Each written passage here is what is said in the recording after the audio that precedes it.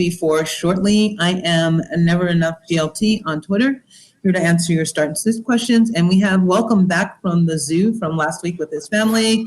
Yay! Hey, yeah. Thanks for covering for me, guys. Yeah, I went with my family to the zoo last weekend, which was great. My son enjoyed it a ton. I'm Hamid Sandhu. On Twitter, you can find me FFJunkie85. I'm also a contributor for Goingfor2Live. You can find me with the Dynasty Buy Low and Sell Highs on a weekly basis. And I'll also be on the show on the 21st as well. So you can catch me at night as well. Nice. Congrats.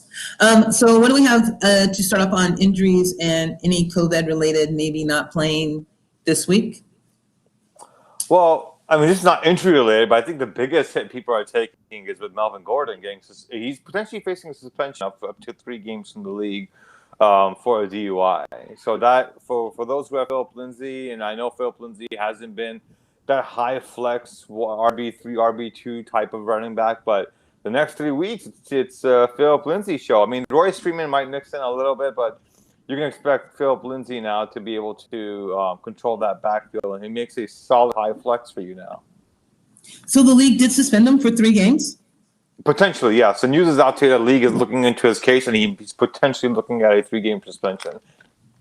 Okay. Because DUI out here, do we know if he was drunk or was he high?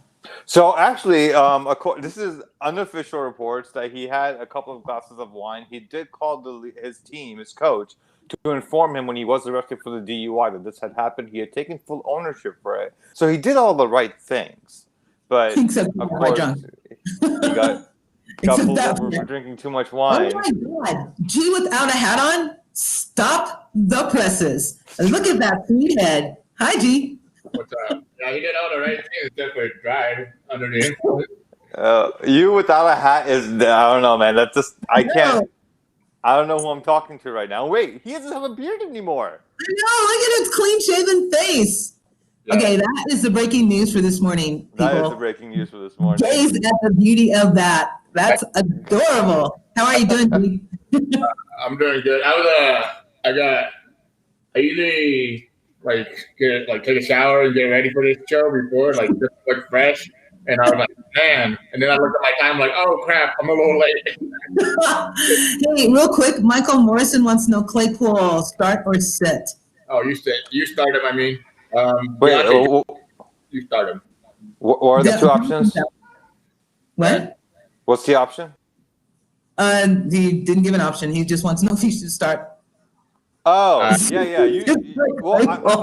I would like to know what his other options are before I say yes to that. But as of right now, it's hard for me to bench him if you do have him because Deontay Johnson isn't playing anyway. So it's hard that I don't see how you bench him against the Cleveland game. That Cleveland game can go one of 2 ways. It's going to be a really relatively high-scoring game, or Mayfield's going to tank and just throw 3 interceptions. I think he's hurt. I'll be honest. I honestly think Baker Mayfield hurt, like that rib injury. It's lingering on him. He does have a rib injury. That's correct. So he's not 100% going into this game anyway. I mean, the Browns are giving up the 3rd most fantasy points to wide receivers. And with Johnson out, it's either Claypool or Juju. I'm going Juju, but I would start Claypool. I would chase those points. G got a date tonight, Jared said. Nice. I got a date with the Red Zone today. Yeah. Is Newton active, Hamid? He's active, right? Yeah. Cam Newton is active. That's correct. Yes. Yes. Cam Newton is playing against the Denver decimated defense that is the Broncos. Yeah. Yeah, I mean, crazy week this week. I'm not going to lie. I'm very nervous about this week. It seems so odd. I mean, there's 3 good games, and then the rest of the games are like, okay, we'll see. Hey, G, I have a quick question for you that I was wondering, personal question, actually. Since Tennessee played on a Tuesday, which would give them a really, really short week to get ready for the next game, do you think that some of the, Tannehill and Brown, not Henry because he didn't get that many rushing attempts, would be a little fatigued maybe and less option? No? Nah, they have, 6 days to rest now? 5 days? 1, 2, 3, 4, 5, 6. 6 days. So yeah. I mean, these guys are NFL players. If I can, I mean, I'm not an NFL player, but I assume they'd be okay. They have a lot of advanced technology to rehydrate them, Okay. take care of their sore muscles ache, and But I think they blew them out. Didn't they put their starters like in the fourth quarter anyway? Well, they rested Henry most of the game. He only had like 19 carries. Yeah. But I don't think they rested the starters. But I didn't watch the whole game. I don't know. Titans are under chalk. Are you? Oh, Jared wants to know DFS terms. Titans are under chalk. Are you with it or under it? I don't think they're under chalk. I mean, I think they are the chalk. I think Atlanta, Minnesota, and Tennessee and Houston's going to be chalk. And then also that game of the Detroit side for like Jacksonville Jaguars. DJ Shark kind of makes me nervous a little bit. Well, he's not going to be 100% either going into this game. But I got a very dumb question to ask. What does chalk mean? It's like heaviest owned. Oh, okay. So yeah, it's the obvious the obvious play. Speaking of that obvious play, and I wanted to come on the show regarding DFS. I'm actually avoiding Alexander Madison this week because he's an obvious play, which a lot of people are going to start. I'd rather target somebody like David Montgomery, who has a fantastic matchup this week. Yeah, I agree there. I mean, like if you really look at the last 3 weeks, the Sharks have really busted. They haven't done that great, like the running back position. But in the matchup, Mike Davis, Alexander Madison versus Atlanta. Atlanta actually has a pretty good run DVOA defense, which is 10th overall, but they allow the 26th most defense per point per position. It's kind of weird, but I think they're just a better rushing defense, like stop rushing defense, not a pass defense to the running back. But this is how I said it. Would you play Dalvin Cook at 7,200? I mean, I would, but I know at 7,200. Yeah. He's not the same player, but yeah, I mean, is that me echoing or am I tripping? Are you what? Am I echoing? You're tripping. You're tripping. You're tripping. Okay. Stop taking showers before you get on the show. That's what happens, man, when you're clean. So a little bit about the Falcons' rush defense. So granted, they have been rushed upon around 99 times total against their defense.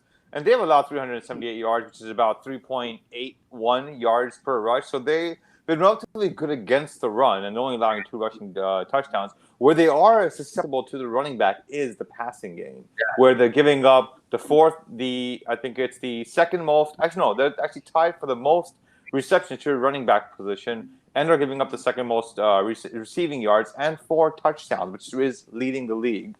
So. Yep. Even though running game, they're actually not doing too bad, but I think the Falcons do give up a lot of passing work to the running back, so there is upside there to be had. Yeah, my core guy, that quarterback, or Matt Ryan. I love Matt Ryan this week too. I think he's going to be very under-owned, and I think he can smash in this position. While the Minnesota pass defense have improved over the last couple of weeks, I don't think they can stop the guys of like Julio, Ridley, and Gage, I guess, or just those 2 guys alone. But Deshaun Watson, Matthew Stafford, Kirk Cousins, and then he said Kirk Cousins. And I'm still deciding on Aaron Rodgers and Ryan Tannehill. Like I'm amazed Jared's not here, because if he was here, he would be on my ass right now. He would be killing you right now for even saying that. Because I get it. Tannehill, he's just like Derrick Henry, touchdown dependent, because he doesn't get a lot of passing yards.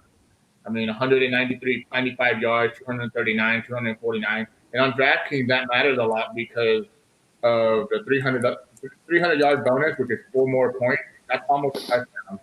So, yeah, I see it, and the value is there with Tannehill, but I'm still thinking about it. But those are my guys. One guy I love is Aaron Rodgers. I think they're going to have to – the highest total game, I think you answered the question with me on Twitter. The guy was asking, should I start Mike Evans? It's the highest total game.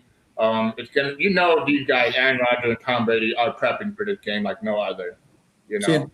Plus Rodgers had an extra week with the bye week. Yeah, and the fact that this is going to be one of the last time they probably play each other. Probably.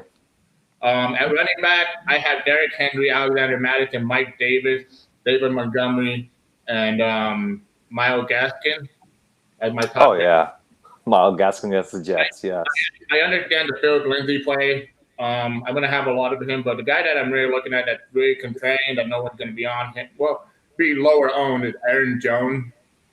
High total game. I know the Bucks have a great stout defense, but we've seen Aaron Jones be played as a wide receiver basically too. You know, I mean, he goes out there. I mean, even I mean, I know Devontae Adams was out, but even then, they'll use them different ways. Just to be contrarian, be different. Contrarian means be different. Devontae Adams is playing, isn't he? Isn't Devontae Adams back? Yeah, I said he is. So, He is. I think he was out. No. At wide receiver, the guys that I'm looking at that are my top guys: Chase Claypool, AJ Brown, Allen Robinson, Kenny Galladay, Chris Godwin. Let's see, sorry.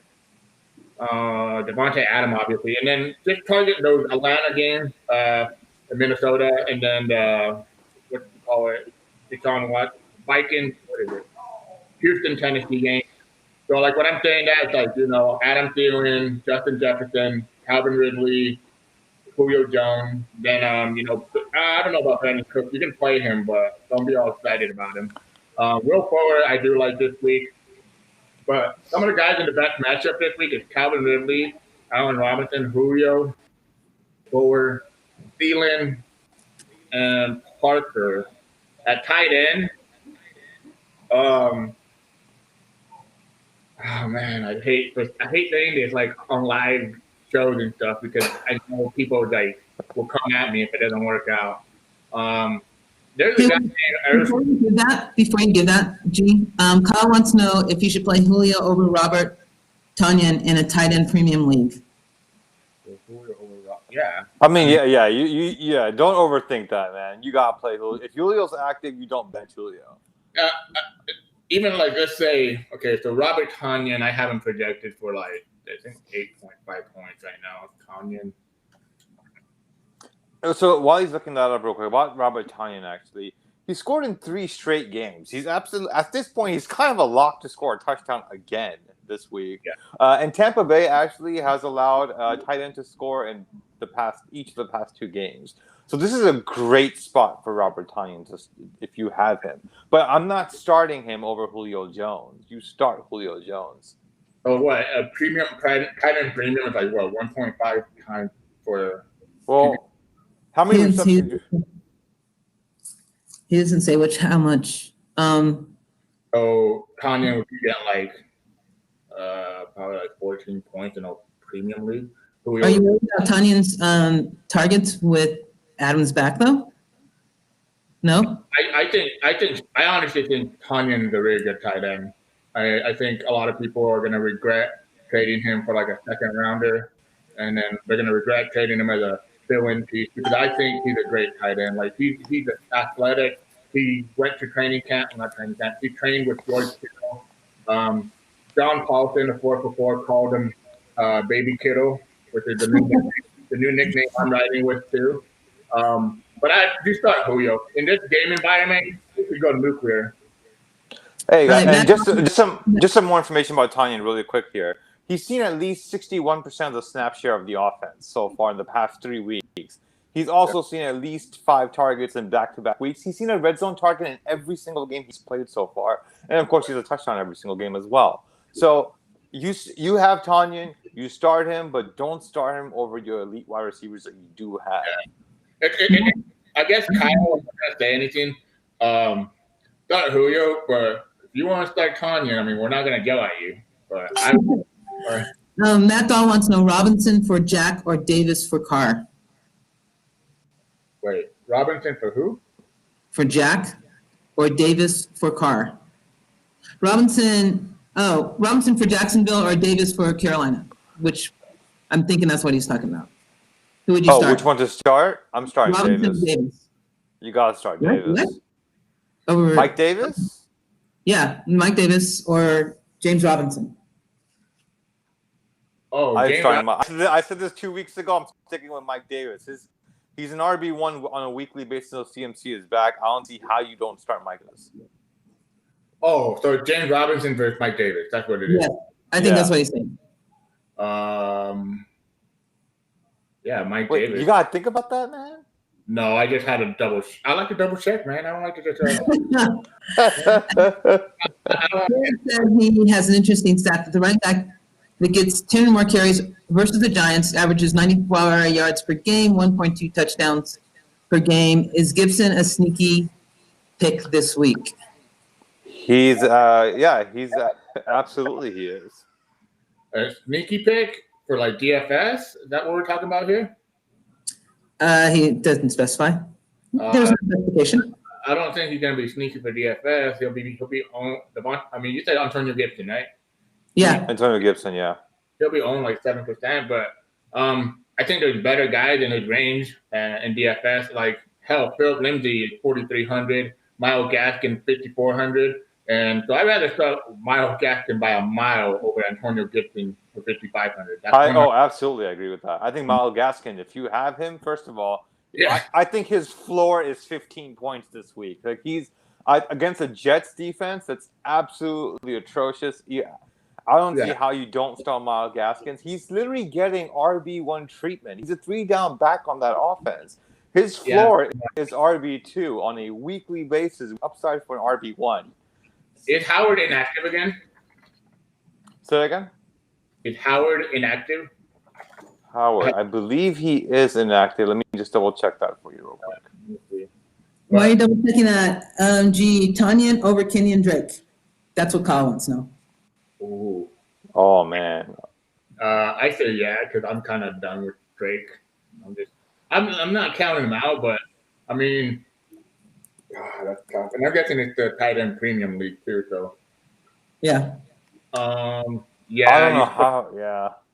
You start Tanyan because that's the only way you start him in a tight end premium league. I don't know about a PPR league, but yeah, it's tough. But I go Tanyan. I go Tanyan as well. Yes, he's inactive to Eugene. That Howard's inactive. Good. Yeah, I just is that okay? That's confirmed then that he's inactive because Jared said he is. Confirming it. LaMichael with Bell gone, is he going to get increased? What are your thoughts on him? Would you play him? I wouldn't play either. I wouldn't play him. No, not. Dude, it's just very simple. Like, guys, this is the Jets. Like, they suck. Like, why? There's so many better options. Like, I get it. P. Ryan is 40,000. It's 40,000. If he was 40,000, 40,000. 40,000. He's 4,000. Yeah, I'm not playing him. The only guy you're playing is my star of the week, of course, at wide receiver, which is Jameson Crowder. When active and playing a full game, he has 100 yards over in all those games. I mean, and he already has I think 2 touchdowns, 2 or 3 touchdowns already this year. Also, Miami has allowed 5 receivers to score at least 12 PPR points in the last 4 games. Crowder is in a smash spot this week. So the only person you're trusting on this offense is Jameson Crowder. However, if you do have LaMichael, please stash him on your bench. He's worth the stash at this point.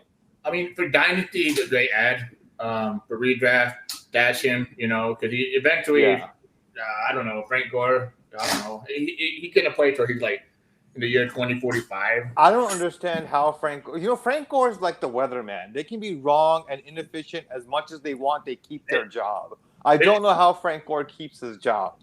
It's just crazy because like I'm old school. I don't know. I'm not old school. Like I'm not like Joe Namath big. I'm like Adrian Peterson, Larry Fitzgerald, and Frank Gore in their prime. Like those days were great.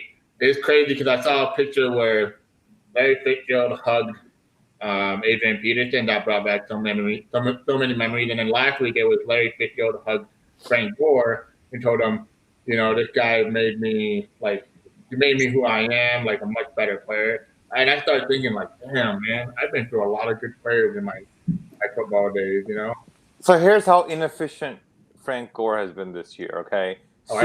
He has 66 touches. He has 8 evaded tackles. 8 yards per touch is 3.3. That's how inefficient.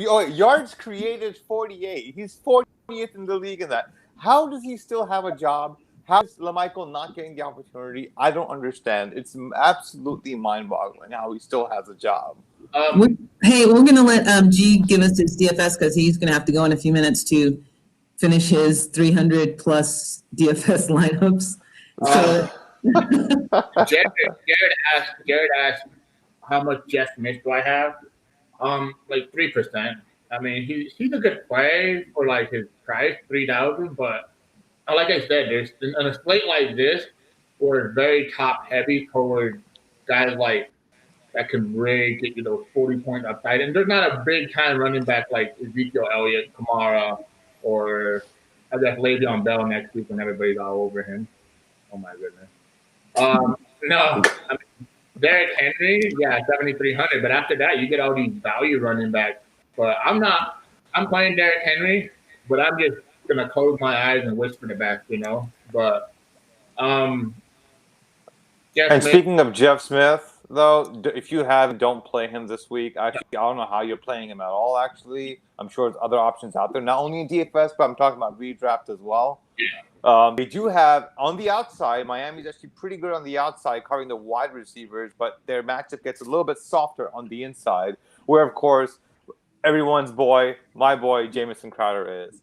So keep Jeff Smith on your bench, but don't drop him, but don't start him this week. I would not start him this week against that Miami corners. You love Jamison Crowder. I'm starting to think you adopted him. G, are you playing Hurst much in DFS? Who? Hayden Hurst. Let me see. Yeah, I have like 8% of him. I mean, I'll have some of him, but so I was breaking down tight end. Then you asked the question. Tight end for me this week is either Hawk, Jonnu, or Irv Smith Jr. Well, Jonnu's a lock at this point. He's a weekly lock. He's tight end 2 overall for the year. So, yeah, I mean, Jonnu should be in your. There's no question should be in your lineup every single week. But he's not. Well, yeah, in redraft, but in DFS, he's not cheap. He's 5,200. So, well, yeah, I mean, in redraft, he should definitely be in your lineup. I think his question, he said Hayden Hurst for DFS. So. Oh, DFS, okay. Yeah. But I love tight end, my top tight end, and this is my exposure. I'll tell you guys. I had 26% Jonnu Smith, which is 37 rosters out of 150. And then the number 2 guy is actually Irv Smith Jr. for the Atlanta Falcons. He is 2,500. He's like really cheap, like minimum price. That's the lowest you can go outside of defensive price.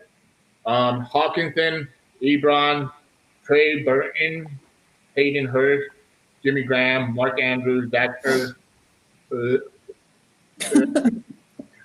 Mike Gesicki. But those are my top tight ends. Those are all my tight ends I'm playing. My tight end pool is very narrow this week.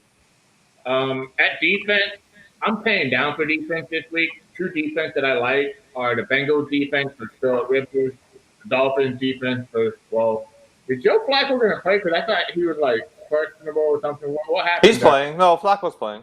Oh, okay. Dolphins for the New York Jets. Giants versus Washington, I think, is a sneaky defense this week. I actually started them in some redraft leagues. Hey, maybe you can help me, Mod. So earlier in the week, I was doing research, and I kept looking at the Giants defense over and over and over. Am I crazy that I think they're an underrated defense? The Giants' underrated defense, are you talking about position or overall? Just like, I guess overall, like the year, like I think they're going to get better and better as the year. I think Daniel Jones makes them bad, if you know what I mean. Like, so the problem with the Giants is not so much that their defense is bad; it's exactly what you just said. It's Daniel Jones. He had fumbling issues last year. He's actually fumbling the ball again this year. He has ball security issues and also decisions with the ball. The Giants are in the bottom of the league as far as 3-and-outs are concerned on offense. That's giving the defense less time for rest and keeping them on the field much longer. Hence, resulting in being considered a bad defense, but they really aren't. They have some really good young talent on that defense, and they're actually 6th in the league amongst total sacks, which is 12. So they're not that bad of a defense. It's just that the offense is not helping the defense. In order to be a good defense, you have to have at least a decent offense to give you guys a break and better field position to defend against. Okay. I was talking to my friend, he's a New York Giants fan, and he posted a depressing post on his Facebook. So I private message him, I'm like, I got good news and bad news about your Giants. And he goes, there's no such thing as good news being a Giants fan. So here's a question. Let me ask you this question. In 5 games, how many passing touchdowns do you think the Giants have given up this year? In 5 games? Probably 6, 7? No more. So 10. 10? You were actually at the first time. They've given only 7 touchdowns this year to a quarterback passing the ball. So they're not that bad of a defense. It's just a matter of the field position is what killed them this year throughout. Yeah, that's what I kept looking at. I'm like, field position is what's killing this defense. It's not the defense. It's just what's his name? Daniel Dimes or Daniel Jones, whatever. Daniel Jones, man. We took him with the 6th overall pick. We should have taken Josh Allen then and taking Daniel Jones with the 17th pick. I still say it. I hate the pick then, and I hate it now. And yes, I'm a Giants fan. For anybody watching this, you're a Giants fan. I'm so sorry. God. The other defense I like is the Colts defense for Cincinnati, obviously. The Washington football team versus New York Giants, sadly. And then just a little bit of sprinkles of a bunch of other defense. Steelers defense and the Ravens defense is pricey. And this week, I'm really looking to pay up for the wide receivers and those running backs that I can get because, I'm getting cheap with the Bengals and Dolphins. I think I'm good there. Yeah, I think that's it on my end. Do we have any more DFS questions at all? No, I haven't seen any come through yet. Comments about who they like. And speaking of DFS and stacks, stacking Josh Allen would say John Brown this week, or even Stephon Diggs, I think is great. I think the Bills and Kansas City Chiefs is going to, though both of these defenses are actually not that bad. They're actually pretty decent defenses, but especially the Bills and the Chiefs, I think, are very underrated on defense. But I think this is a game where I think the Bills and Chiefs both get right on offense, so to speak, and have actually I think this is going to be one of the highest scoring games of the week. And if you want to stack these guys on either, well, first of all, you're stacking Chiefs all the time, but for the Bills, this is a great week to stack, say, John Brown with Josh Allen or Stephon Diggs. I personally have John Brown in my lineup, so I'm a bias here. I am starting John Brown this week. I'm benching T.Y. Hilton for him, so I'm not feeling too bad about it. In DFS, that game's not on the main slate, but I do agree with you. That's a good game. That's going to be fun on – it's Monday night. That's right. Isn't it Monday, I think? Or is it Sunday night? Hi, Jared. How's it going, everyone? This week, the game that I'm stacking, the top 3 games, number 1 can be Atlanta, Minnesota, number 2, Houston, Tennessee, and number 3, Tampa Bay, Green Bay, number 4, Jacksonville Jaguars, and Detroit. And I don't have anybody else I really want to stack. Everybody else is just going to be, single players on my player pool. But I want to look at anyone from the Cleveland-Pittsburgh game? I like the Pittsburgh side, not so much the Cleveland game, the Cleveland side. When I stack, I take up 4 players on my roster. Okay. So when I stack, I bring let's say, here's an example. It would be Kirk Cousins, Adam Thielen, Irv Smith Jr., and then I bring it back with Julio Jones. So that's 4 players in just one game. Right. So that's about 4 out of your 9 players, I think it is on DraftKings. I don't know. I can't remember. Do you trust Julio Jones given the injury history though? Recently, I would not start him in DFS. I think he's fine. I mean, it's Julio Jones, guys. I mean, this guy, he's not going to go out there and just be a decoy. And another thing, as we saw last week, I could be wrong. I hope I'm wrong because I think Dan Quinn's a good guy overall. But maybe they just gave up on him, Maybe they had enough of, his coaching. Raheem Morris, I saw a report. You mean Mostert? Raheem Mostert? No, the coach. The coach. Right. Okay. Mm-hmm. The coach. he lit a fire up on all these guys' ass this week in practice, in the game. I mean, not in the game, in the like facility, motivating these guys. Like legit, like change the environment, change the culture. Players were scared, like they were worried, that you guys serious, like it's a total different environment. And if there's one guy I believe that can go out there and all right, well, we're gonna change things up. We're gonna make a run for it because this team's they're not built for a rebuild. They don't have young talent, All their talent is to win now. And I think this game's going to be very under-owned. I'm going to have a lot of Matt Ryan. That's going to be my pivot point to be contrarian. And just an FYI, Kyle mentioned that he has John Brown in one of his places. He is questionable, so I made sure I have Monday night backups. John Brown is expected to play. He's had back-to-back full participation in practice, so do expect him to be active. You can comfortably put him in your lineup. I'd be very surprised if he's not active, given that he's had back-to-back full participation in practice. Just an FYI, Kyle. A little bit of a brain picker here on that topic, Hamid. I'm wondering when or does Jabril or Gabriel Davis, I'm not sure the pronunciation, when does he actually start taking over for John Brown? Because he's been looking good as in his fill-ins the past few weeks with the minor sample and opportunity that he had. You're absolutely right. I mean, he saw, I believe it was 9 targets. He had 5 receptions for 50 yards. So he actually saw. This is the great part. 100% of the snap share in week 5 against Tennessee. So he performed well. Granted, yes. In the other game that he did play, that he had over 50 yards, which was week 3, which was 80. He had about 80 yards, give or take, for 4 receptions. Outside of that, he hasn't had much opportunity because he hasn't seen the field as much. But the 2 games that he's seen the field at least 80% or more, he's had at least 10.8 or more fantasy points. Yep. So he's absolutely. I think he is talented. The talent is there, but I don't think the Bills are moving away from John Brown if he is active. I don't see how they do, and I wouldn't be too concerned about it. However, John Brown with soft. I think he's had a calf issue already already once, so he's coming off a calf injury, and I think he's had a knee bruise issue as well. But so he does have some concerns carrying with him. But I would not be concerned if he's active and he plays for the rest of the year. I don't think Gabriel Davis will eat into John Brown's workload. If anything, I'll have to look up the stat as far as how often the Bills line up 3 wide receivers. But I think Cole Beasley, John Brown, and Diggs are your top 3 for the rest of the year, unless one of them get hurt. Hey, G.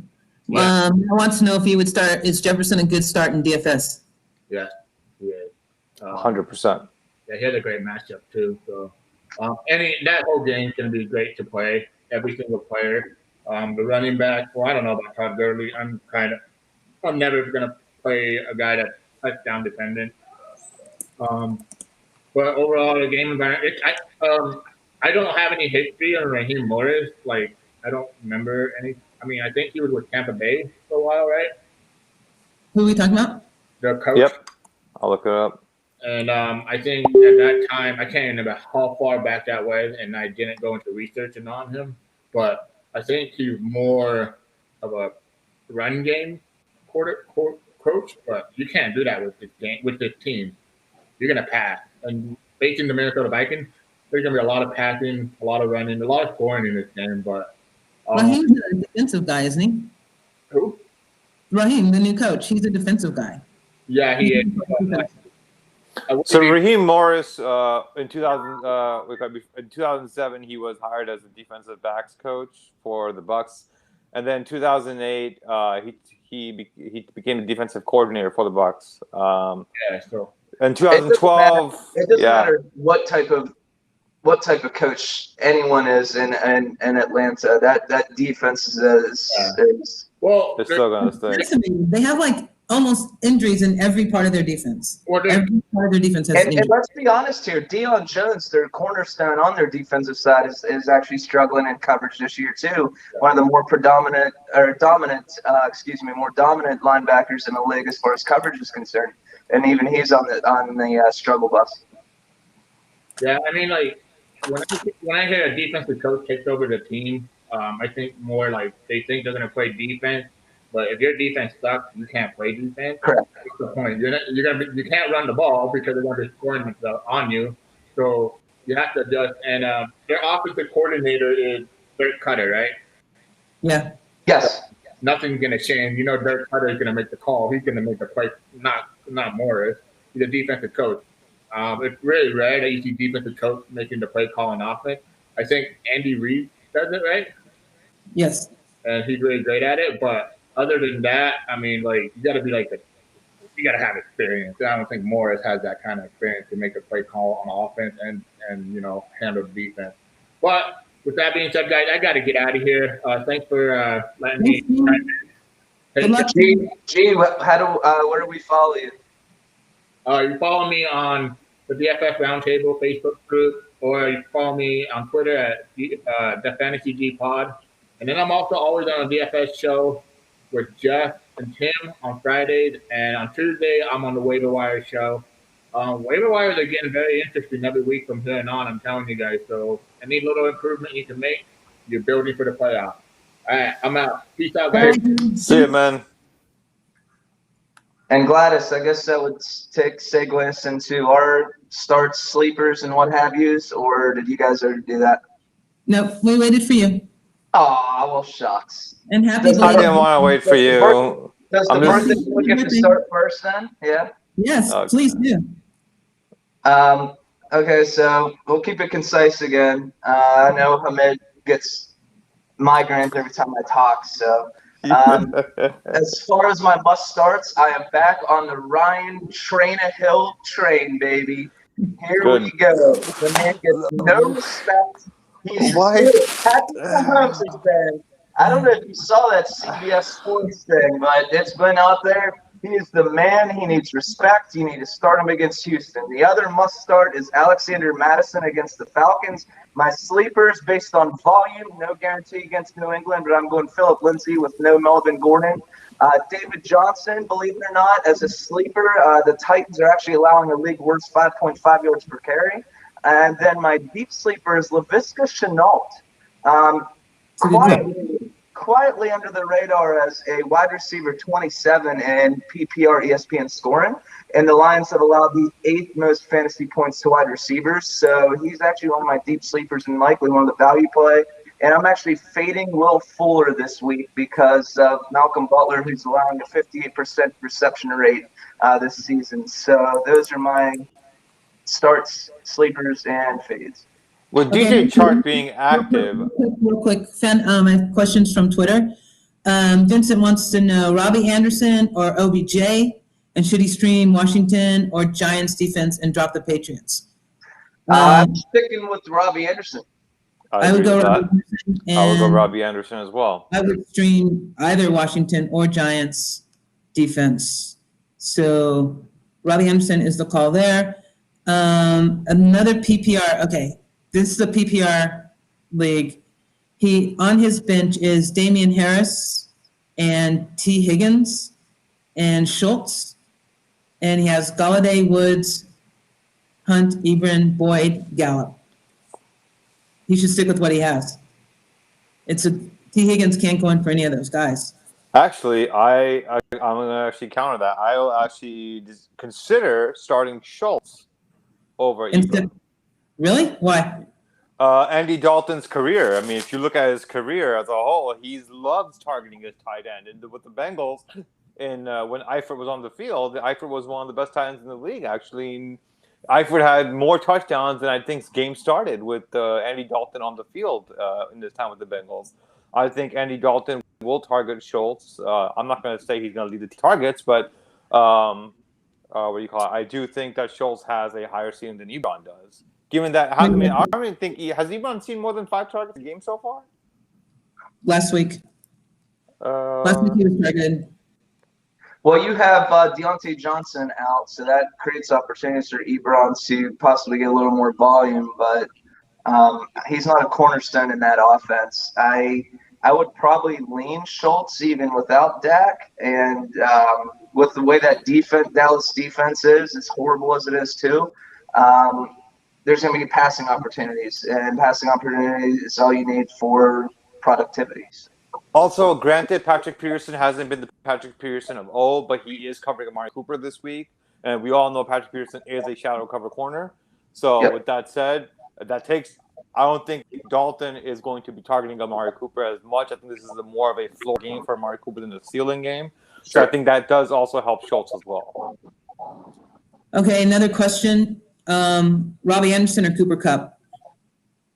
I still got to stick with Anderson, man. The dude's been going off. He's been flawless. Yes, that Bears defense is tough. So you might be getting more of a mid-range or more of a floor out of Robbie instead of the blow-up numbers that he's produced. But I still have to stick with my guns until he doesn't produce. I have to start with confidence. How about you, Hamed?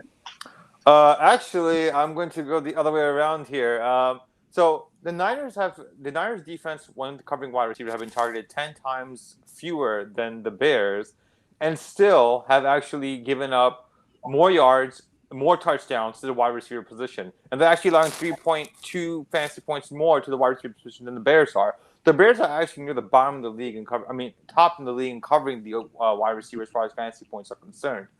So I actually like Kupp over Robbie Anderson this week, but it's very close. Wait, who are the Rams playing? They're playing the Niners, right? Correct. Yep. The Rams are playing the Niners, correct?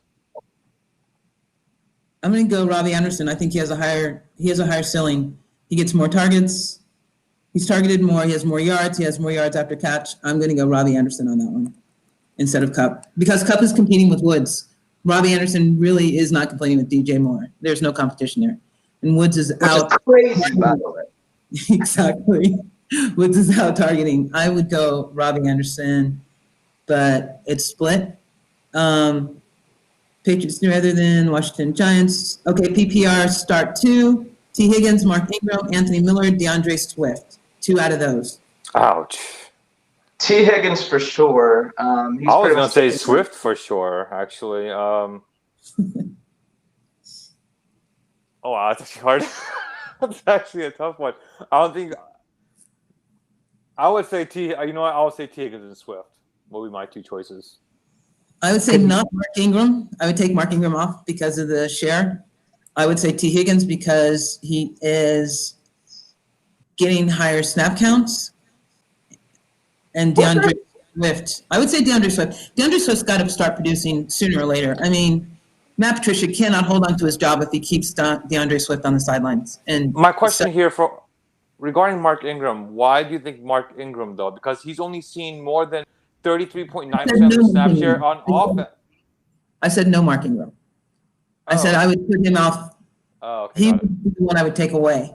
But Brent Picker here, why did Ingram's snap count and everything just fall off a cliff after a phenomenal and productive season last year, regardless of Dobbins being there? That can't be the huge difference maker. You would think they'd start ramping him up as the season goes, or is there maybe some unclassified injury that maybe that we don't know about?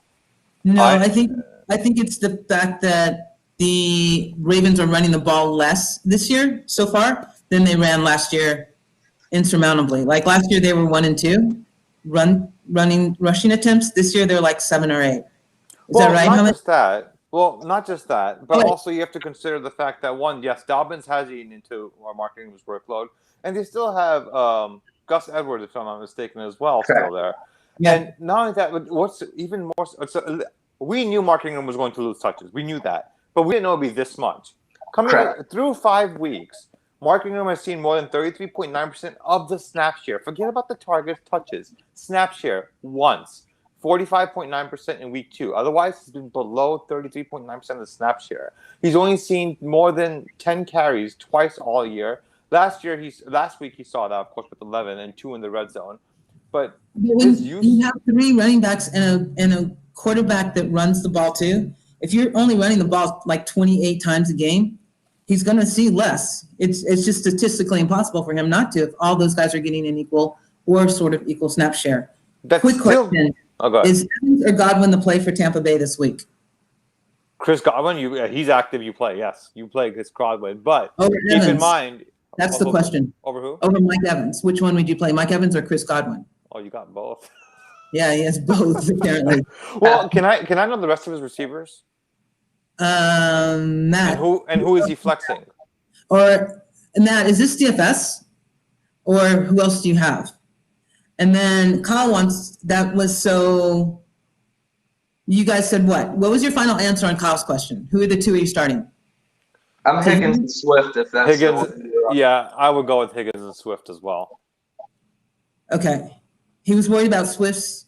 Matt's question's DFS. Evans or Godwin in DFS. Evans is way more than, not way more. Evans is more than Godwin in DFS. I would play Godwin because I think he's the higher ceiling at his, what he's getting, what you have to pay for him. I agree with that. Just because of the value alone. Yeah, I would go Evans. All right, Also, I'm sorry. Just a quick one more note. Sorry, one more note with the Lions backfield. Adrian Peterson had blood work done and an MRI after some side pain that he reported that caused him to miss part of Thursday's practice. So there was some concern with his appendix. Tests were negative, and he's expected to get his normal workload with in this backfield this week. But that's just something to keep in mind with Adrian Peterson. It is possible that Swift does see a little bit more workload this week. So if you have him, I think he is a decent flex option this week. Hey, can you check for us real quick, Ahmed, and the red zone touches to Peterson to Swift? Do you have that? Sure, absolutely. Yep, I can pull that up. Give me 1 second. Thank you. And Jared, were you done? You weren't done, right? You still have your... No, those were it, but I think Ahmed had a question about DJ Shark and just to clarify, Shark playing, but just to clarify, that was a deep sleeper with Chenault too, Ahmed. So that's kind of like bye week, or if we run any COVID stuff or anything like that. But he's actually provided a solid floor each week. So that's one of the reasons I have him listed. And again, the Lions are allowing the 8th most fantasy points to receivers as well. So, it's possible to – I don't want to say Shark's going to be a decoy, but he could be, given he's been on the report all week, injury report all week as well. So there might be a little bit more upside this week. But as far as a floor play, I would say as a deep sleeper, I would feel good about putting him into my lineup today. Aren't the Lions yielding the most fantasy points to the running back position, though? So that would put James Robinson into play? It would. I'm just tired of beating that drum every week. I'm surprised you're not tired of beating that Tannehill drum every week. If that's the case. I didn't say starting him last week while you were hanging out with the monkeys and Hey, man, I like my monkeys, man. What can I say? And to answer your question, Gladys, about the attempts, Adrian Peterson leads this backfield by a significant margin in rushing. He has 54 rushing attempts, and then second is Kerryon Johnson with 21 and Swift with only 12. However, that does change. As far as the running backs are concerned, as far as targets go, Adrian Peterson has 6 as well, which is a bit surprising, but Swift is a mile ahead with 16. So Swift is making up for those lost touches with the carries with the targets. And considering the Lions game this week, which correct me if I'm wrong, is the Jaguars, right? So I expect this to be a sneaky good, relatively high-scoring game. You can easily see this game going 27-20, 27-23 range. So I can see Swift returning some decent flex value in PPR. Okay, I have another Twitter question. Comfortable with Schultz and Gallup in the same lineup, or risk a Schultz and Ebron instead? Like take out Schultz and put Ebron instead of Ebron and Gallup, or are you comfortable stacking both Schultz and Gallup in the same lineup with Joe Flacco? You could start this one. I would start Ebron and Schultz, as crazy as that sounds. I mean, I got to see Andy Dalton in this game, though, first, because I think Zeke gets the most boost out of everybody and the tight end, Schultz. I think those are the two guys that get the biggest boost with Andy Dalton in this lineup now. I think they both get more touch, Schultz gets more targets, and I think Zeke gets more touches. I don't think they'll pass as much, although the defense, being as bad as it is, will require Dalton to pass. But man, I hate to say it, I love Gallup, but I don't see how you can start. I wouldn't be comfortable starting Gallup. I would go with Ebron and Schultz this week. Jared, what say you? I can't do 2 tight ends. I'm not a believer in it. I think it's just too much of a.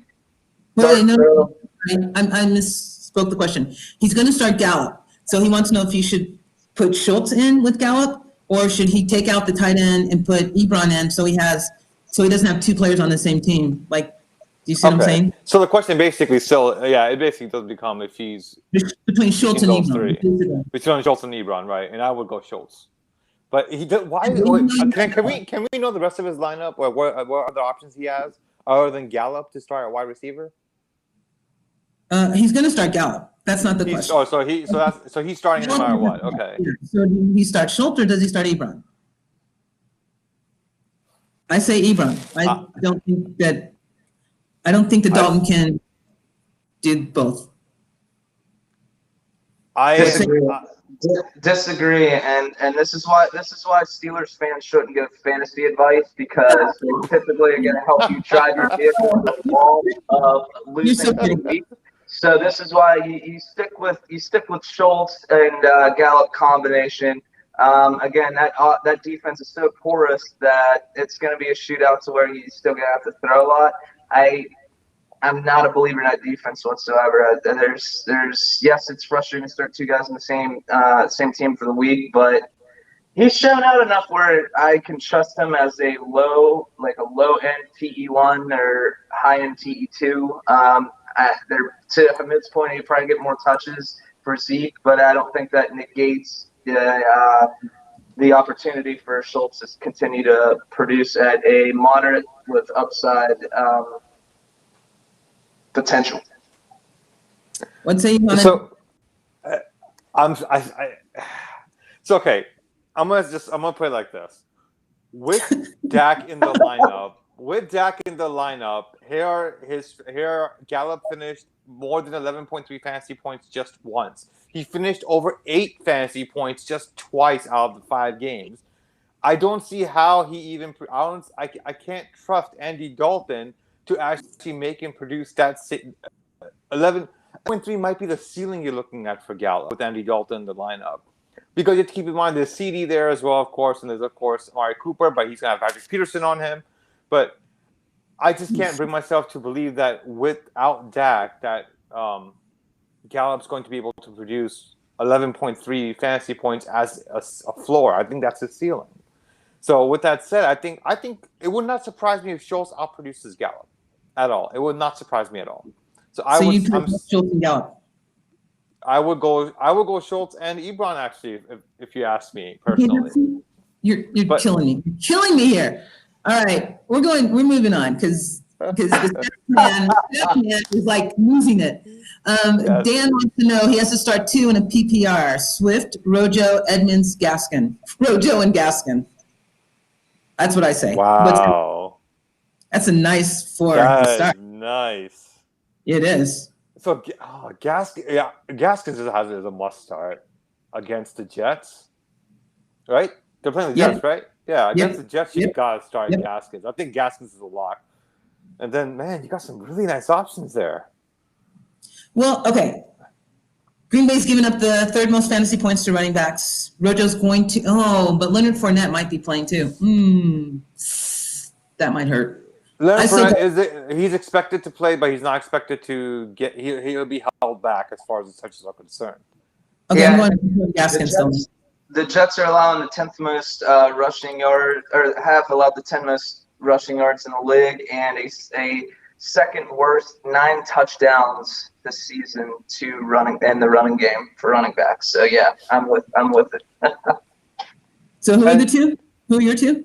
Same as you. I'll go Rojo, Gaskins. Yeah, let me ask this question real quick though. Edmonds, they're playing the Chiefs, right? That game's going to be. No, the Cardinals are playing the Cowboys. Chase Edmonds, right? Talking about. Correct. Yeah. That's smart. Yeah, That's the Bills face the Chiefs. The Cardinals face the Cowboys. Correct. All right, then I'm sticking with what I said. What do you got, Hamid? Who do you want? What 2 are you picking? I'm taking Ronald Jones and Myles Gaskins. The reason why I'm fading Chase Edmonds a bit here, and forget about the defense he's facing, just the metrics. For me, opportunity is king. Chase Edmonds is his snap share. He's not even gone over 40% of the offensive snaps. He hasn't seen more than 35.8 actually of the offensive snaps. He's only carried the ball more than 5 times once all year, which was week 1, and then he's only caught the ball more than 5 times twice out of the 5 weeks, which was back-to-back weeks, Where he's making his money is the touchdowns. He has 3 touchdowns on the year, week 1, 4, and 5, and that's what's helped him with his fantasy output. You take the touchdowns away, he's really not doing a whole lot. He'll be if you take all the touchdowns he had away, there's only 1 week where he has double-digit fantasy points. So you're banking on the touchdown, and the one touchdown he did have was a 29-yard run, which he took away on after Kenyon Drake had back-to-back rushing attempts.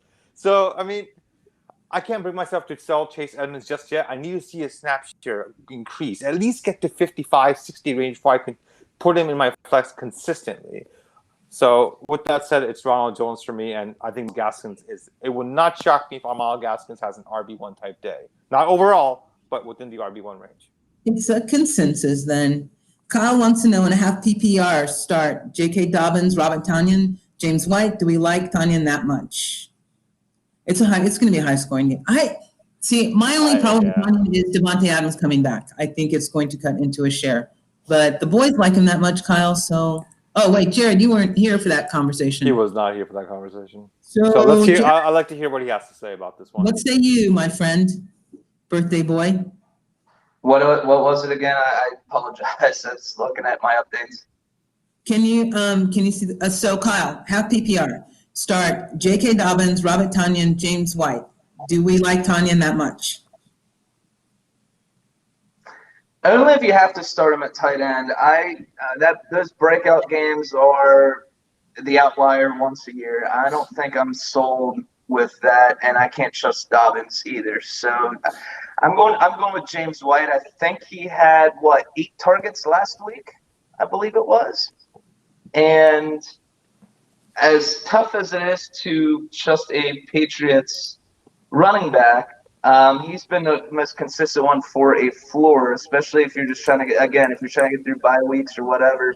I'm on board with that. But he had 7 catches. He had 8 targets and 7 catches last week for 38 yards. So don't expect a huge day, but between them all, I'm safe with James White. I don't know if I'm there with Tonyan yet. I actually traded him in a dynasty league for a second-round pick right off the rip last week, 21 second-round pick. I might eat those words, we'll see, but I'm not there with Adams back. Okay, hold on. I forgot to tell you, it's a PPR league, but it's tight end. So the tight ends get 1 point, and everyone else gets half a point. Does that change your opinion at all? No? Nope. Okay. So just to further elaborate. Before we have to go, Matt wants to know Preston Williams. How will he do in Miami this week? Would you play him or not? Over whom? I think you just want to know what you think his ceiling is. I think it's 10 to 12 points at least. I think 10 to 12 points is a safe. I think his floor is 10 to 12 points given that game against the Jets. Yeah. I would say about 10 to 12 points is a fair. I think his ceiling is a bit capped, so I don't think the Jets are going to do a whole lot. I think Miami's going to run away with this game. So I don't think Fitzmagic's going to have to throw a whole lot. So I think about 10 to 12 points is where I'll put his ceiling at. Jared? Yeah, and you figure he's still targeting Parker a lot more. I don't think what was Preston's targets. This is his first. Last week was his first game ever, like 2 or 3. I don't think because of game script more than productivity. I think game script's going to dictate to Hamid's point, where there's not going to be enough volume for all the receivers, and Fitzmagic trusts Devontae Parker more than anyone else on the team as far as throwing the ball. Although Williams did out-target him last week. What is it? Williams out-targeted Parker last week. Yep, that's okay. Okay. Also, just a quick note about James White, going back to the previous question. The reason why James White saw starting target because they were playing the Chiefs and they were playing from behind as well. So with Cam Newton back as well this week, he's going to take away some of that running back snaps, of course. He's going to, and then also with I think Damian Harris has more touches and I think a better game than James White because I don't even think the Broncos are not going to run away with this game. They're not going to score the way the Chiefs were scoring as well. The Chiefs, of course, scored late, which I think in the fourth quarter they had like 3 touchdowns. But granted, they're getting Drew Lock back. But I don't think that the Broncos offense, and this is Drew Lock's game back, I don't think if Drew Lock was healthy all year, my answer would be totally different here. His first game back, I don't think this game's going to be pretty close. I don't think it's going to be that high scoring. And with that said, I think Damian Harris I think James White gets a little fewer touches than we would expect. He's not going to see 8 to 9 targets. So just an FYI why James White saw so many targets last week. They were facing the Chiefs and behind throughout that game. I would say that you can't trust the Belichick offense on running backs, that he will interchange them at will, and he doesn't care about your fantasy team. There's been no consistency in the running back position this year for the Patriots. No consistency. Yeah. So I'm going to stick with what I said. And quickly, Ahmed, give us your starts for quarterback, running back, wide receiver, tight end. I'll make this really quick. My 2 major starts of the week. Kirk Cousins. Here's about this. This is a great stat for the Falcons defense, how bad it is. Teddy Bridgewater had 313 total yards and 2 passing touchdowns, and that was the worst output for a quarterback against this defense. So you start Kirk Cousins, especially I'm starting in DFS. Matthew Stafford's another star of the week for me.